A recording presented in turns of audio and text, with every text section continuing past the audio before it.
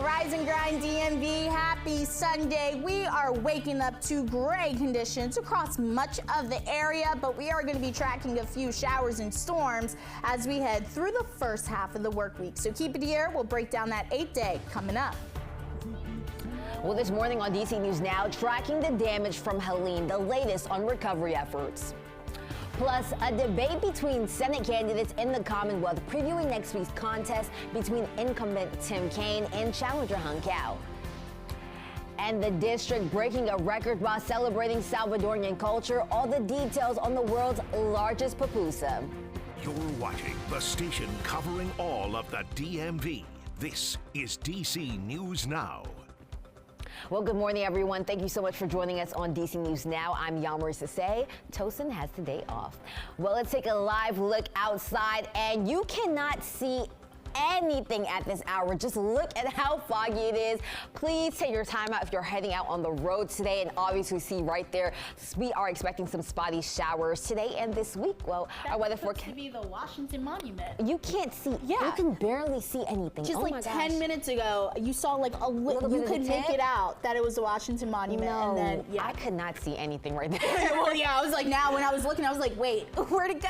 Oh my gosh, that's crazy. Well, Brittany's in the building today, and she's going to give us our latest update for the weather that we can expect this week. And as we said all morning, we are expecting rain. I'm not a fan of rain, but we're going to have to deal with some showers before we get to the warm, nice weather. Yeah, you know, overall, at least it's not going to be a complete washout. So I could give you a somewhat good news, but yes, more showers as we head through your day today. Not really going to be seeing much sun either as we head through your Sunday fun day. Satellite and radar showing you the last couple of hours across the DMV. We did have some light sprinkles make their way in Northwest DC earlier this morning. Now it's looking like we are seeing mostly dry conditions right along the Beltway, still holding on to though a few showers as you head towards Northern Virginia, and it's all thanks to the slow moving storm system in the Ohio Valley. This will continue to provide us with spotty showers and storms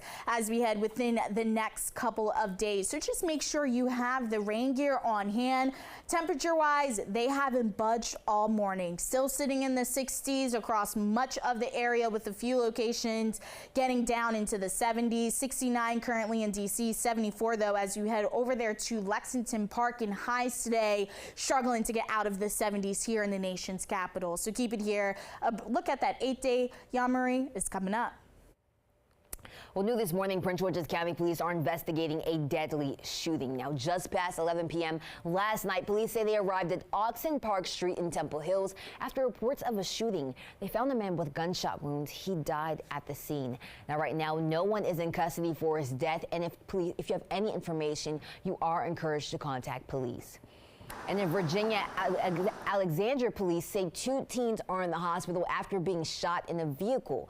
Officials responded to reports of shots fired on Wythe Street at around 2 a.m. yesterday morning near Braddock Road Metro Station. Now there, they found 2 teens with gunshot wounds. And if you have any information surrounding this incident, you are asked to contact police.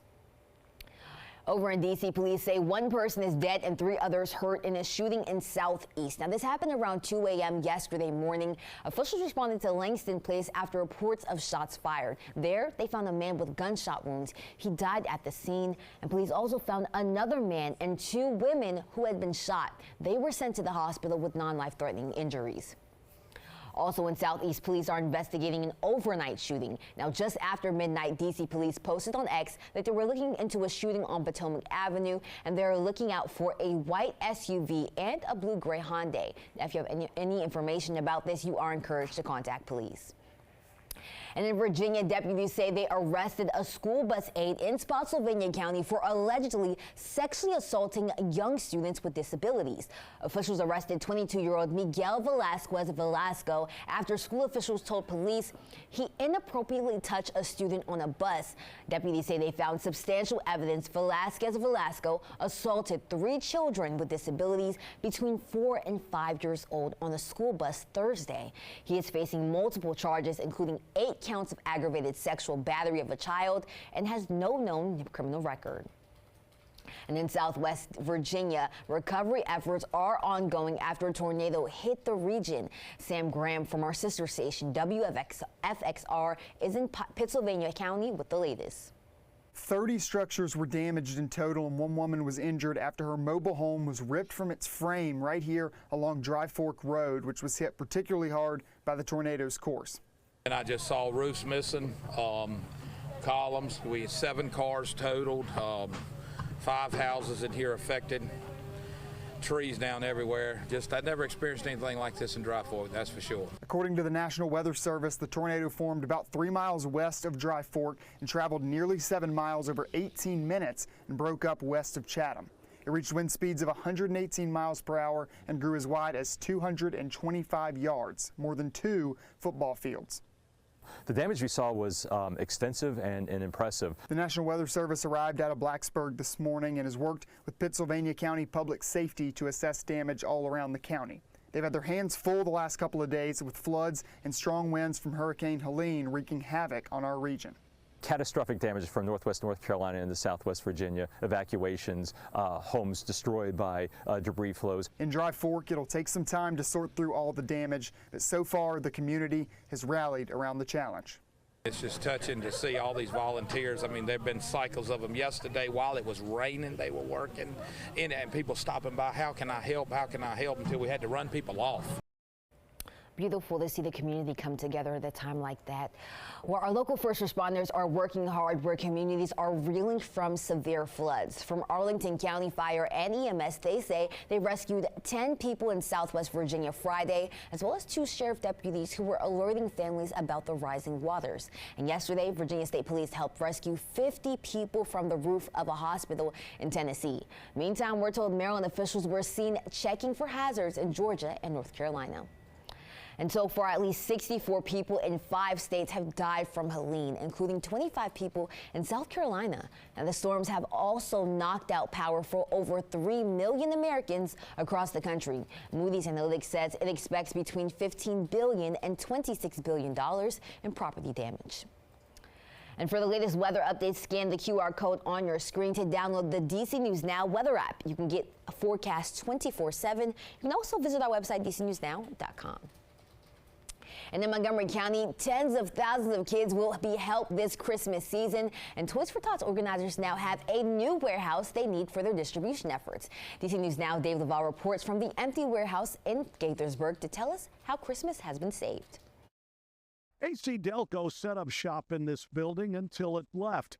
And soon this empty warehouse will be used to spread Christmas cheer to families who cannot afford it. Thank God. Thank God. I couldn't be more excited. Elizabeth Scott has a new home of sorts. This empty warehouse in Gaithersburg is the new distribution center for Montgomery County's Toys for Tots program, which Scott heads. There's no English words to describe how I feel right now. Scott received word about 2 weeks ago the organization's usual storage facility would not be available because of construction work. Without it, that meant the possibility of no toy drive this year. It's very easy for me to do. Peter Drury is a realtor who heard about the situation from his girlfriend and committed to the project. I knew the owner would be good with this. And so I just went ahead and committed, and the owner was. The owner is a client and a member of the Baha'i community of Montgomery County. His donation will help brighten the holidays for close to 30,000 children, roughly 6,000 more from a year ago. That's important to those who rely or have relied on Toys for Tots for their presents, including Sway Vargas. Every child deserves a toy, you know. A toy means a lot to a little kid, even though we just think it's plastic. I just couldn't believe children wouldn't have a holiday. Elizabeth Scott can now stop worrying about that as she received her present early from a mysterious benefactor. Just a reminder, you can drop off your unwrapped toys at this warehouse at the end of October through December 17th. In Gaithersburg, Maryland, Dave LaValle, DC News Now.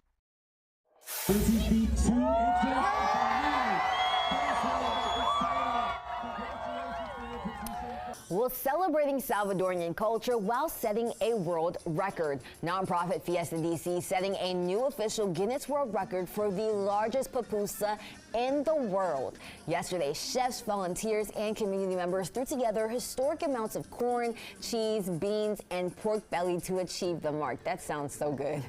People who spoke to say they didn't just come for the pupusa, but also for the sense of community. It's really enjoyable to see people in the community enjoying each other. There's music and there is food from all over Latin America. We saw people from Peru, from Bolivia. We're loving it. Drinks, food, everything's perfect. The previous record was held by a group of cooks in El Salvador who put together an 18-foot wide pupusa back in 2022.